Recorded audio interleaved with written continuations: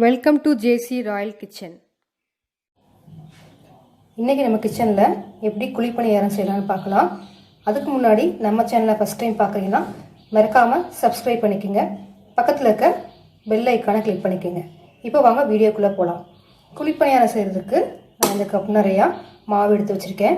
இந்த மாவு வந்து நான் ஆப்பத்துக்கு அரைச்ச மாவு தான், பணியாரத்துக்குன்னு தனியாக அரைக்கலை. ஆப்பத்துக்கு யூஸ் பண்ணுற மாவே தான் பணியாரம் செய்கிறதுக்கு எடுத்துருக்கிறேன். ஆப்ப மாவும் எப்படி அரைக்கிறதுன்ட்டு நான் ஏற்கனவே வீடியோ அப்லோட் பண்ணியிருக்கிறேன். அது டிஸ்கிரிப்ஷனில் கொடுக்குறேன், போய் செக் பண்ணி பார்த்துக்குங்க. இப்போ உங்களுக்கு தேவையான அளவு மாவு எடுத்துக்கோங்க. ஒரு கப்பில் வெல்லம் எடுத்து வச்சுருக்கேன், அதில் 2 ஏலக்காவும் சேர்த்துருக்கேன். இப்போ இந்த வெல்லத்தை நம்ம வந்து உருக்கி எடுத்துக்கலாம். ஒரு பாத்திரத்தில் நம்ம எடுத்து வச்சுருக்க வெல்லத்தை அதில் சேர்த்துடலாம். சேர்த்துட்டு இது நல்லா உருகட்டும்.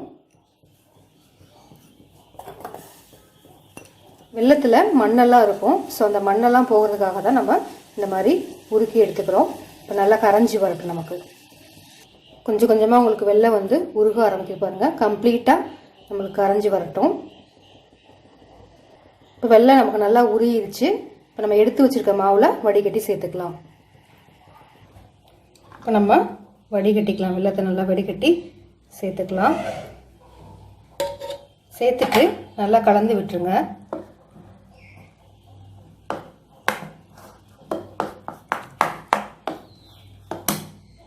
இப்போ மாவை நல்லா மிக்ஸ் பண்ணியாச்சு. நீங்கள் ஃபஸ்ட்டு மாவு எடுக்கும்போது தண்ணி சேர்த்துறாதீங்க, ஏன்னா நம்ம வெல்லம் சேர்க்கும்போது மாவு கொஞ்சம் தண்ணியாகும். அதனால் மாவு கட்டியாகவே வச்சுக்கோங்க. அதுக்கப்புறம் நீங்கள் வெல்லத்தை கரைச்சி ஊற்றிக்கோங்க. இந்த ஸ்டேஜில் உங்களுக்கு தேங்காய் பூ பிடிக்குன்னா தேங்காய் பூ சேர்த்துக்கலாம். எங்களுக்கு தேங்காய் பூ பிடிக்காதனால நான் சேர்க்கலை. உங்களுக்கு தேங்காய் பூ பிடிக்குன்னா இந்த ஸ்டேஜில் நீங்கள் தேங்காய் பூ கலந்துக்கலாம். இப்போ நம்ம வந்து பணியாரம் சுட ஆரம்பிக்கலாம். இப்போ பணியாரக்கல்ல அடுப்பில் வச்சாச்சு. எல்லா குழிலையும் நம்ம எண்ணெய் சேர்த்துக்கலாம். நீங்கள் எண்ணெய்க்கு பதிலாக நெய் கூட பிடிக்குன்னா நீங்கள் நெய் சேர்த்துக்கலாம். பட் நான் இன்றைக்கி வந்து ரீஃபண்ட் ஆயில் தான் சேர்த்துக்கிறேன். இப்போ எண்ணெய் சேர்த்துட்டு கொஞ்சம் எண்ணெய் நமக்கு சூடாகட்டும்.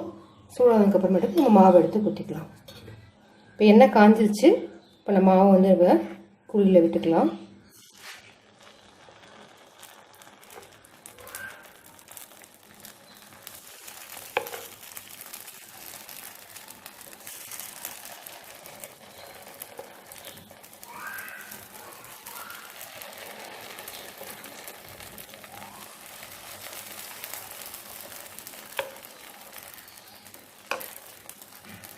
இப்போ இது மேலே ஒரு மூடி போட்டு நம்ம வேக விடலாம்.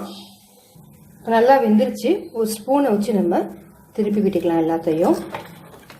நீங்கள் அடுப்பை வந்து லோ ஃப்ளேம்லேயே வச்சு ஊற்றுங்க, இல்லைன்னா வந்து உங்களுக்கு உள்ளே வந்து வேகாது, வெளியே வந்து கருத்து போயிடும்.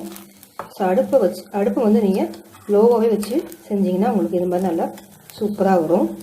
இப்போ எல்லாத்தையுமே நம்ம திருப்பி போட்டுக்கலாம். இப்போ எல்லாத்தையும் நம்ம திருப்பி போட்டாச்சு. ஒரு 2 மினிட்ஸ் வந்து வேகட்டும். அதுக்கப்புறம் நம்ம பிளேட்டுக்கு ட்ரான்ஸ்ஃபர் பண்ணிடலாம். 2 பக்கமும் நமக்கு நல்லா வெந்துருச்சு. இப்போ எல்லா பணியாரத்தையும் நம்ம எடுத்துடலாம்.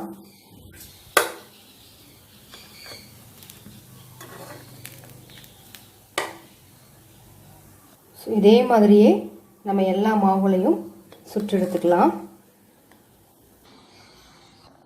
இப்போ நமக்கு சூப்பரான சாஃப்டான குழிப்பணியாரம் வந்து ரெடி ஆயிடுச்சு. நீங்களே பாருங்கள் எவ்வளோ சாஃப்டாக இருக்குன்னு. ஸோ நீங்களும் உங்கள் வீட்டில் நான் சொன்ன மெத்தட்லேயே ட்ரை பண்ணி பாருங்கள்.